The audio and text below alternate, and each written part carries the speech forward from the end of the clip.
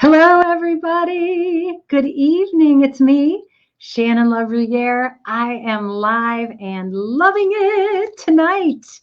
Welcome to Sunday Night Live, where we equip you to thrive in the midst of change.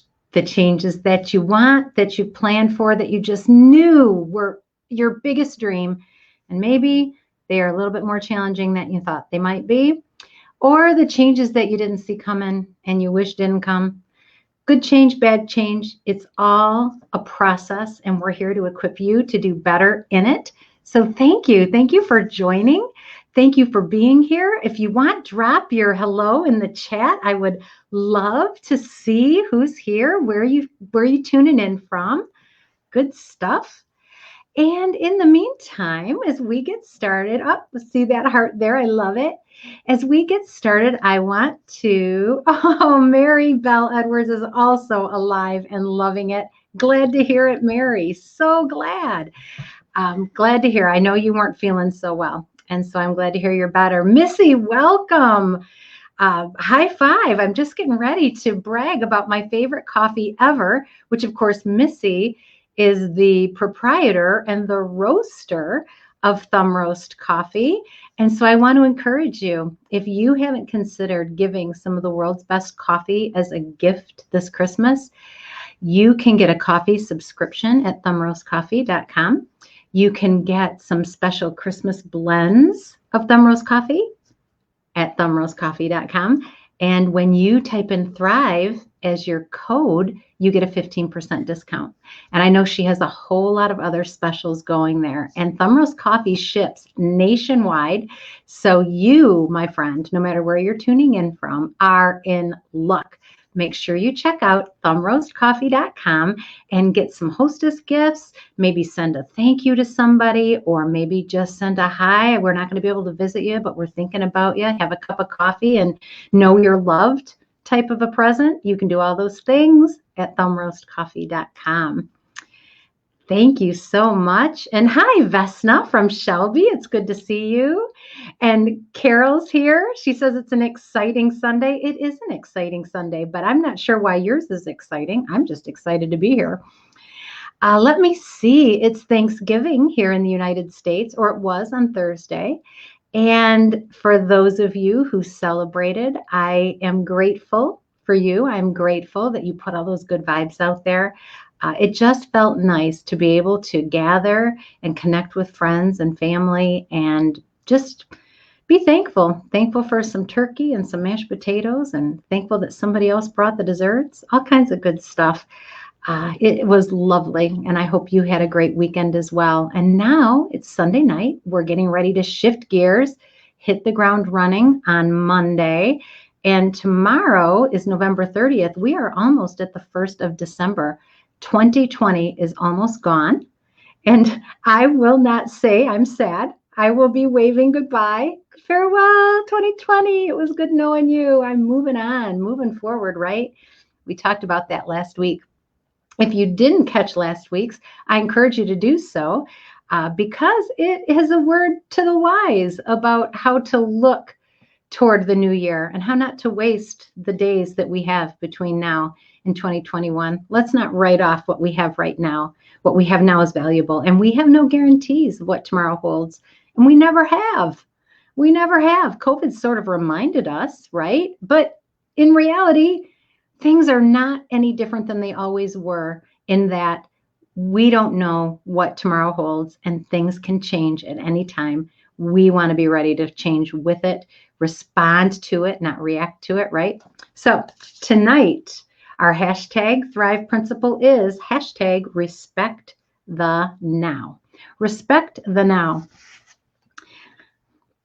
This, my friends, this is a CD-ROM which came with my new PC that I got back in, I'm going to say, 2000, 19 years ago. And it is the download CD-ROM for Microsoft Word 2000. It says here it was designed for Windows NT and Windows 98. So that's what this CD-ROM was. This is a word processing program that dates back to the year 2000.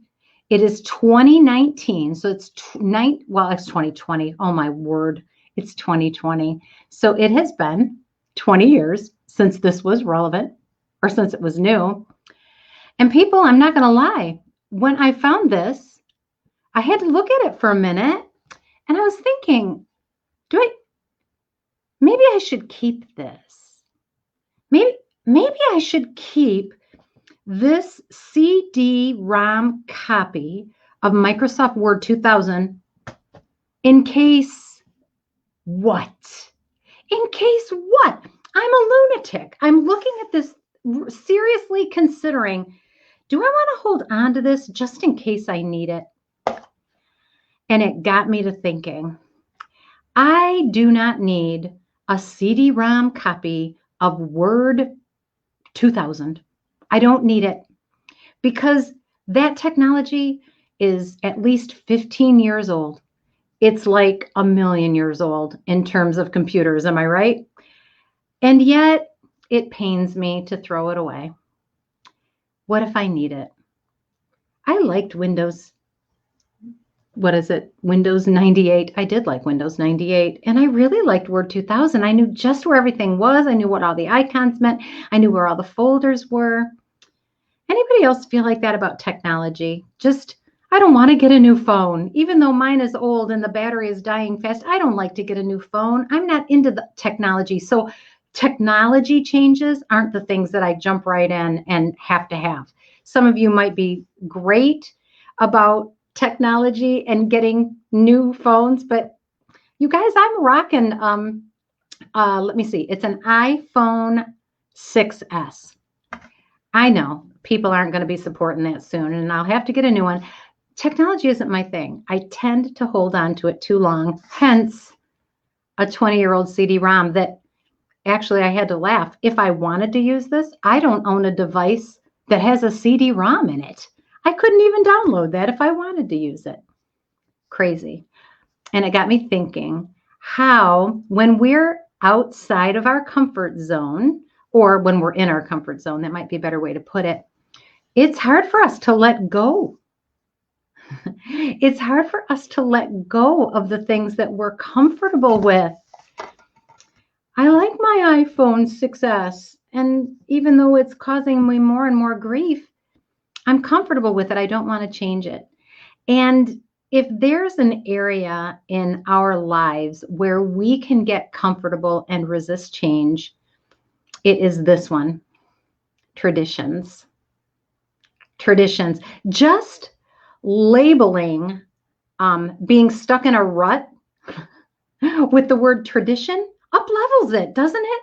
Like, instead of saying, yep, we do the same thing for the last 20 years, every holiday, we call it a tradition. And then all of a sudden, it's something that we're supposed to preserve and protect, even though it might not be serving us well. I can hear some of you screaming, no, Shannon, don't say it. It's Christmas time. I'm saying it.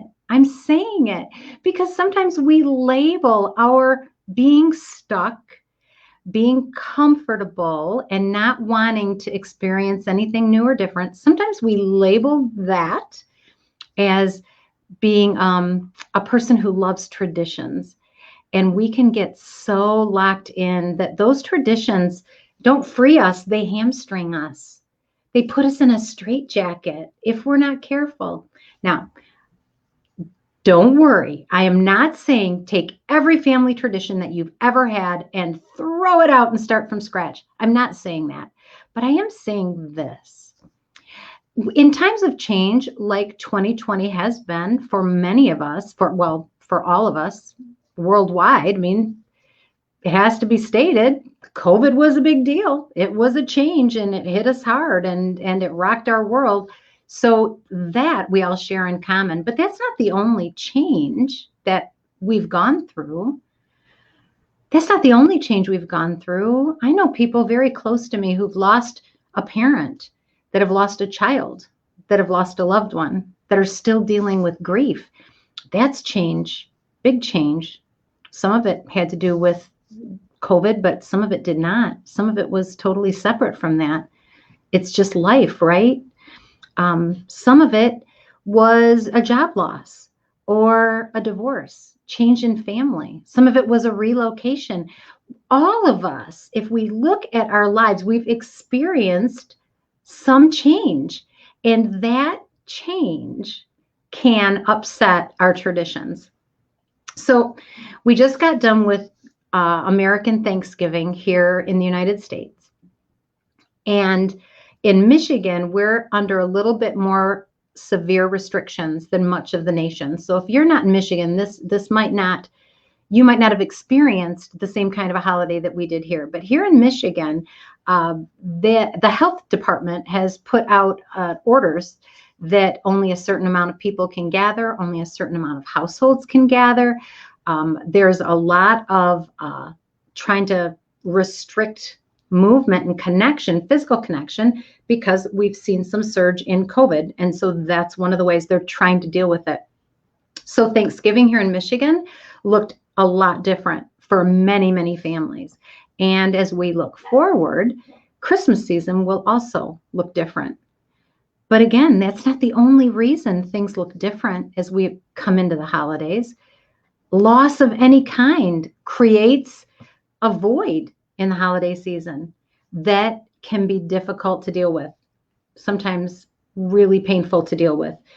We lost a loved one. Maybe there's a job disruption. Maybe we've moved. Whatever that change is, I'm here to tell you this: nothing stays the same. So as we're crying, bemoaning the fact that our traditions are going to be upset because we can't gather, or we're not going to be able to travel to that location because we've moved, or grandma's not going to be here, it'll never be the same. This is the truth of it. It was never staying the same, even without those losses. And I'm not here to minimize the losses, because I am all about #respect the now. It is what it is. When we've lost something, it's important to acknowledge that, to honor that, to recognize the impact, the loss, the pain, the grief, and to share that with others who are understanding so we can move forward. So I'm not saying that it's not real, but what I am saying is this: even in the absence of major loss, things really weren't the same. Were Christmases at your house when your kids were 2 and 3, were they the same when your kids were 19 and 20? They're not, right? You can't even get them out of bed when they're, 17 years old. And Santa, who's Santa, right? They changed.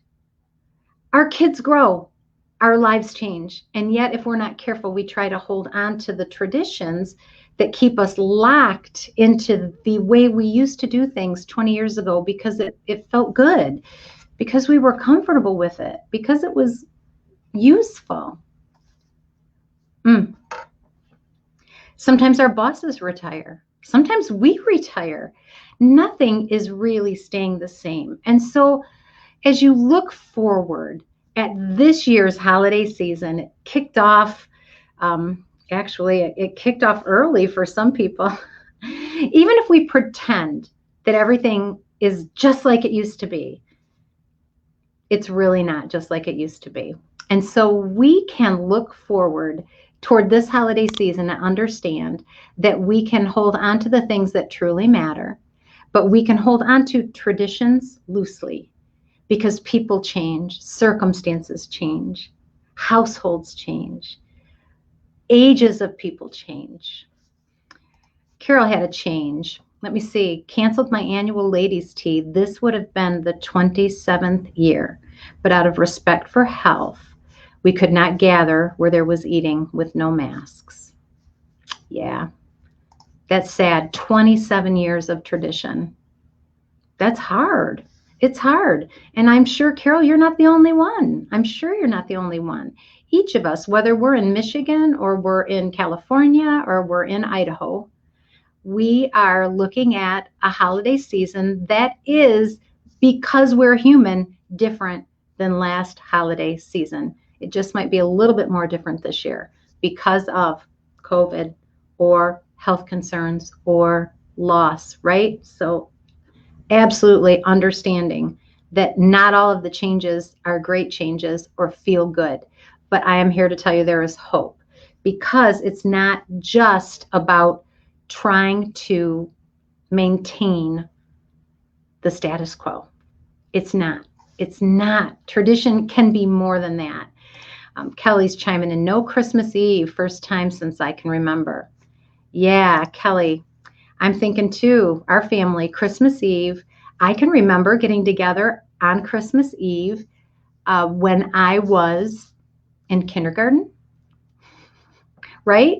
Kelly, I have spent every Christmas with my extended family since kindergarten.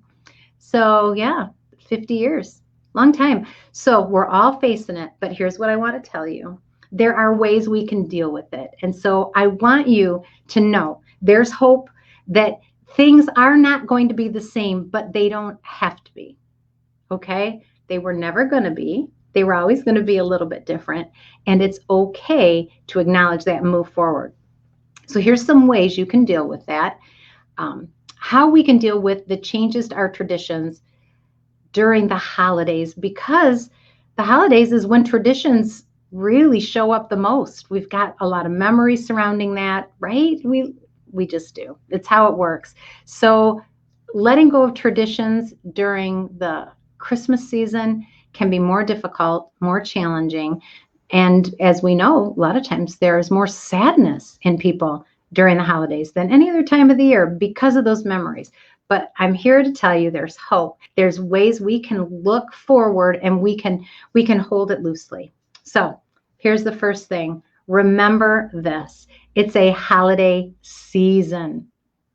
As soon as you stop focusing on that one day, Christmas Eve is when my whole family gathers. My whole family, extended family, 30 people, 35 people, gather on Christmas Eve. That's the only time all year that we gather together, face to face, break bread, watch the kids open presents, play some games, all that fun stuff. And this year, we're not going to be able to do that. But this is the thing. Christmas Eve is a day, right? Christmas Day, it's a day. It's one day. It's 24 hours. We've got 364 other days in a year to be able to gather and celebrate. And if we choose to make that meaningful, we can.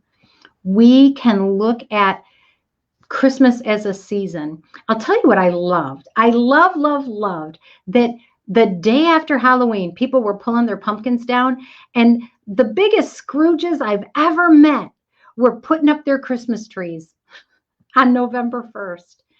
They just wanted the sparkly lights. They wanted that good feeling. They wanted that warmth. I thought it was so beautiful to watch people who had a tradition of waiting until the week before Christmas Day. They had a tradition of waiting until the week before Christmas Day to set up their Christmas tree and start their celebrating. And what they chose to do was start it early. They kicked off the season early. So they had all of November, and they'll have all of December to enjoy the holiday spirit, to connect with people as they are able, to reach out, to cultivate relationships however they're able to do that, whether it's virtually or it's in person. They chose, and I thought this was so amazing, and so many people have done it. You might have done it. You might have done it. In fact, many of you did. If you guys, started your Christmas season earlier this year, just tell me in the comments. I'd love to know if you did, because we did. We started ours earlier. But that's one of the ways that you can thrive in the midst of change to your tradition. You can decide to extend that season, to give it a longer period of time, so that you have more opportunities to make the connections that you'd like to make, to do the activities that you'd like to do, and to enjoy that tradition of being in the holiday spirit.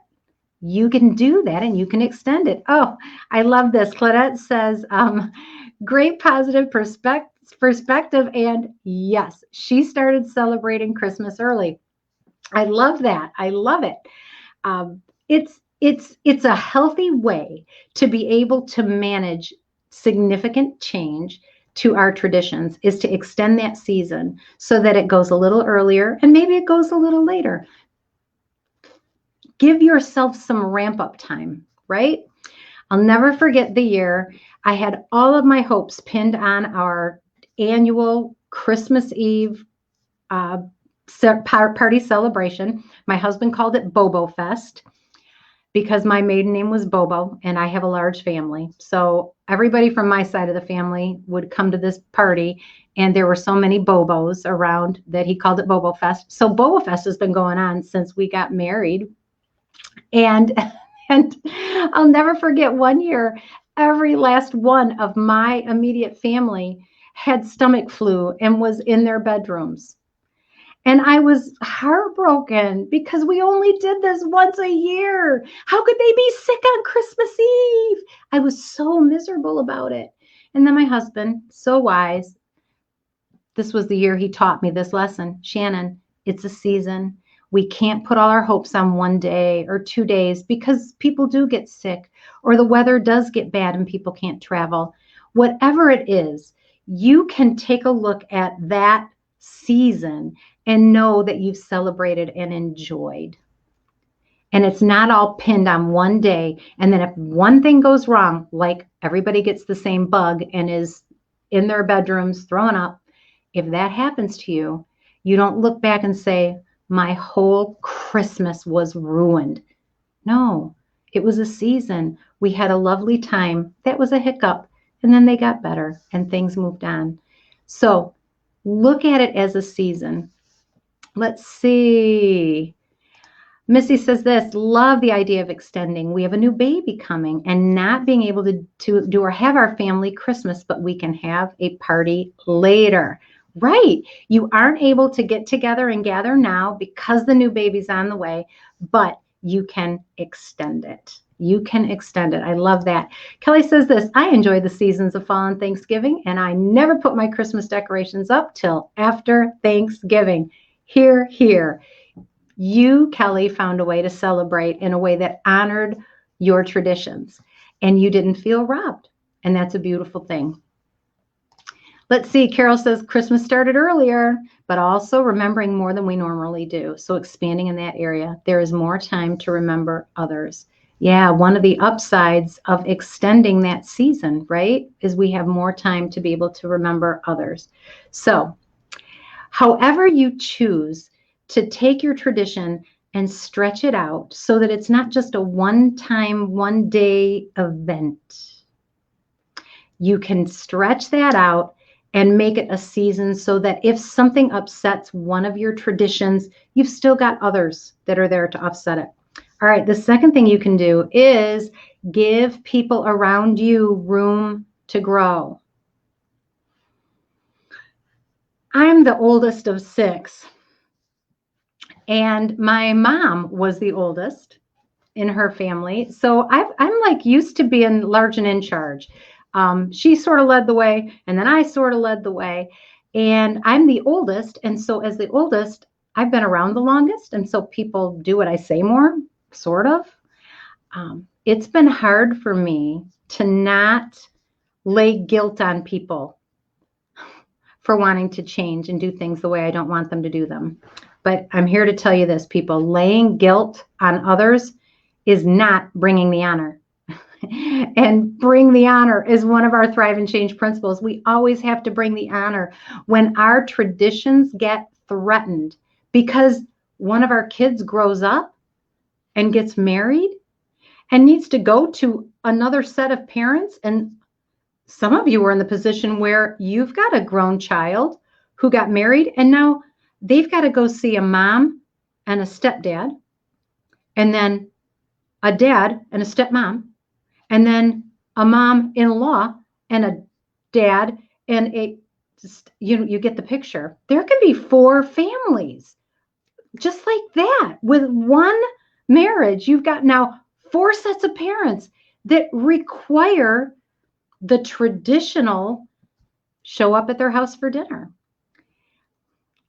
Hold it loosely, my friends. Hold it loosely.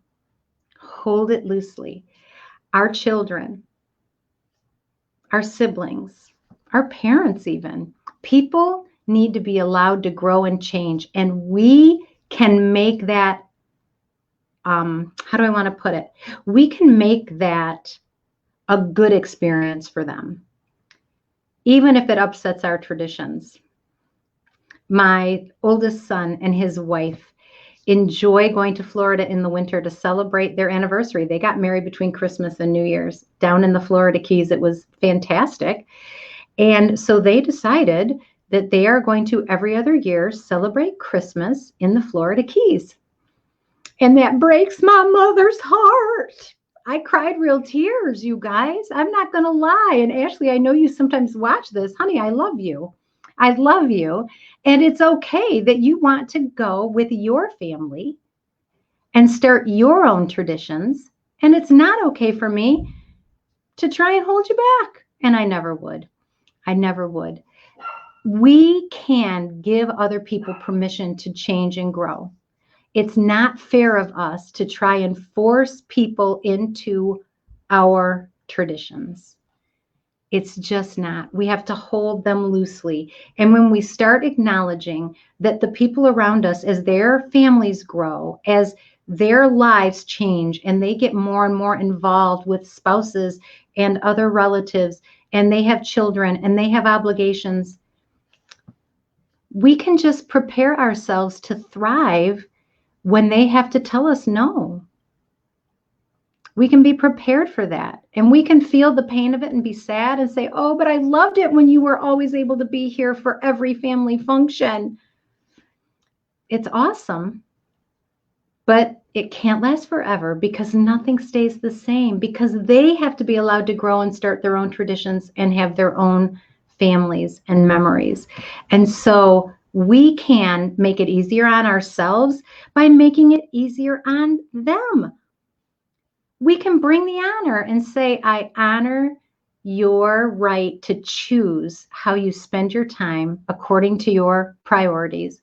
And how can I, let's go back to that first one, extend this season? Doesn't have to be Christmas, could be anything. How can I extend this tradition and allow it to stretch so that it can accommodate the fact that you are growing and changing, or that that family needs to travel? We can hold our traditions loosely. They're not strict, rock hard walls that will crumble when you try to move them. We can make them stretchy and resilient, right? Because that's the key to thriving and change, is being resilient. So Kelly says this, that's why the boys and I never celebrate Christmas till after. I want a day with them, not an hour. Yeah, you extended the season. Let's see, Carol, respecting people's decisions on their choices of where they go or accepting a no is such a great learning experience. It is, Carol, it really is. When we can learn to hear their no and not take it personal, but understand it's because they're doing what they believe is best for them and their family, and we want what's best for them, we're bringing the honor to that. And hi, Lisa, I'm glad you're here. And it's okay that you're late. All right, the third thing is this. Give yourself permission to do it differently. Give yourself permission to do it differently. There is no time that I can think of in my life when I was more compelled to try and keep things the same than I was the first Christmas after my mom passed away. I felt compelled to do everything that we had always done. I wanted it to look exactly the same. I wanted the ornaments to be in the same place. I wanted the party to start at the same time. I wanted everybody to bring the same stuff. I wanted everything to be the same, but it wasn't the same. And this is what I discovered. I was exhausting myself trying to make something, trying to pretend nothing had changed, when everybody around knew everything had changed. So, when you are tempted to pretend nothing has changed, when you're tempted to pretend nothing has changed, I want you to take a deep breath and remember this. Give yourself permission to do it differently. Things aren't the same as they always were. Things aren't the same. It's okay. You are allowed to do it differently. We usually have a gigantic Christmas tree. I mean, it's gigantic in our living room. And this year, I just didn't have the energy to get it. I just didn't. And so I didn't. We just put up a little Christmas tree. And you know what? It's beautiful. I was so stressed worrying about how am I going to put up that gigantic Christmas tree when really all of my stress was self-imposed. There was nobody telling me I had to. And when I got that smaller tree up and just plugged it in and it looked so sparkly, I was so relieved. I gave myself permission finally to do something different. Ron says this, I personally can't wait until I'm able to tell my grandkids when I'm older, the year of 2020, and how it changed the way the world works, work, school, holidays. Yeah. Ron, it's not a small thing. What 2020 will be a watermark. It'll be a stone placed in our memory. We look back and say, after 2020, things got different. Things were different after 2020. And I had somebody say to me, we had to cancel our Christmas Eve Bobo Fest party because of the restrictions and the COVID situation in Michigan. We decided it would be best for everybody's health to just take a step back, and then we'll either do something again in the summer or we'll just reconvene next year. But one of my relatives said to me, but what if we never get back? What if it never comes back? What if it's never the same again? You know what? Then so be it. But this is what I know. Even though it may not ever be the same again, I know it will still be good. That's the key. What if it's never the same again? You've lost a loved one. It's not going to be the same. Your kids are grown and you have an empty nest now for the first time ever. It's not going to be the same. You have to cancel the big Christmas party because COVID. It's not going to be the same. But that doesn't mean it can't be good. That's the key to dealing with traditions. Just because it's not going to be the same this year or next year doesn't mean it can't still be good. That's the hope that we have, and that's the power we have to be able to thrive, is that we can put our efforts into making it good in whatever way we're able, not pretending nothing's different, not trying to guilt people into showing up for something that doesn't suit their family anymore, that causes them more stress than it does bringing them joy. We can do that for them and for ourselves, but we have to remember it's not going to be the same, but it will still be good. Kelly says this, find other ways to make this holiday season special. That's right. Find other ways, because there are always other ways. Always other ways. You guys, you're awesome. Thank you for joining with me, wanting to sink our roots deep so that we can be resilient in the face of change, knowing that the principles we're rooted in, that we will always, always bring the honor, that we will always trust the process, that we will commit to respect the now, like we talked about tonight, and ultimately that we will find the beauty no matter what kind of change we're going in. When we do those 4 things, we are going to be able to deal with whatever change comes our way